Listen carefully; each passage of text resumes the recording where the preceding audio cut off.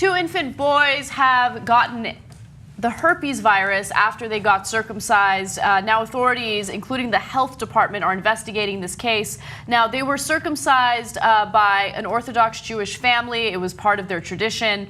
And part of the problem is after the circumcision took place, they applied something known as direct oral suction. And the reason why they do that is because they are supposed to draw blood from deep inside the wound. Now, apparently the adult who did this had the herpes virus and then transferred it over to the infants. Now, for infants who do get the virus, they could have high fever, seizures, and since 1998, there have been 2 cases of deaths. This is an incredible story, especially because circumcision in and of itself is highly questionable and I think rightfully debated.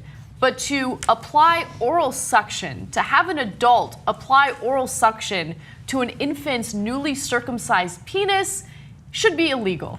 And maybe that's a really strong statement, but I'm against that 100%. Okay. Let me double down on that strong statement. Okay. Now, there are some parts of culture that are great. There are some parts of different cultures that suck. Now, that's a controversial statement, especially among liberals, actually. They say, oh, no, all cultures are lovely and wonderful, etc. My ass they are, okay? There's a lot of things we did in the past that conservatives protect at all costs, no matter what your different nationality, ethnicity, etc. might be. No, that's tradition, you protect tradition. Well, what if your tradition sucks? For example, we had a tradition in this country called slavery. That turned out to be a pretty shitty tradition, and it was a good thing we got rid of it. So from time to time, you have traditions in your culture. For example, genital mutilation when it comes to women, when they cut their clitoris off. You know what? That's a pretty crappy tradition. I know people in that culture say, you don't understand my culture. My daughter would have wanted her clitoris cut off. No, she wouldn't, okay?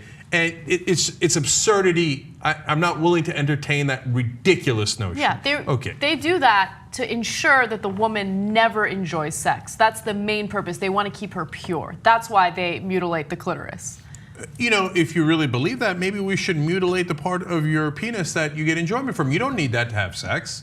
She doesn't need it to have sex. You don't need it to have sex. You can still, you know, give it a go college try. Oh, you don't want it for men. You only want it for women. Huh, that's weird. Okay, so this is why I'm a progressive and not a conservative.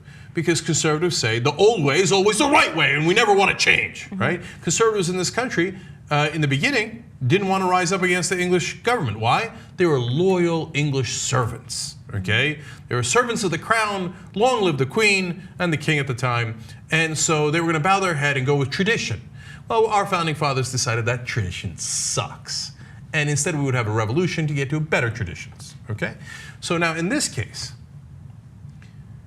are you really gonna let an old guy put your baby's genitalia in his mouth? I mean, really? No, you don't understand my culture. Well, I guess guilty as charged. I don't. That's a really weird culture that has specific health consequences. I wouldn't let an old man do that to my son under penalty of law. He could be the most, he could be Mahatma Gandhi and I wouldn't allow it, okay? Are you kidding me? Let alone the fact that it is easy to transfer, it doesn't happen all the time, but it clearly happens some of the time, to transfer oral herpes onto genital herpes and then your kid's stuck with that forever. Are you insane? For the rest of his life, yes. Are you insane?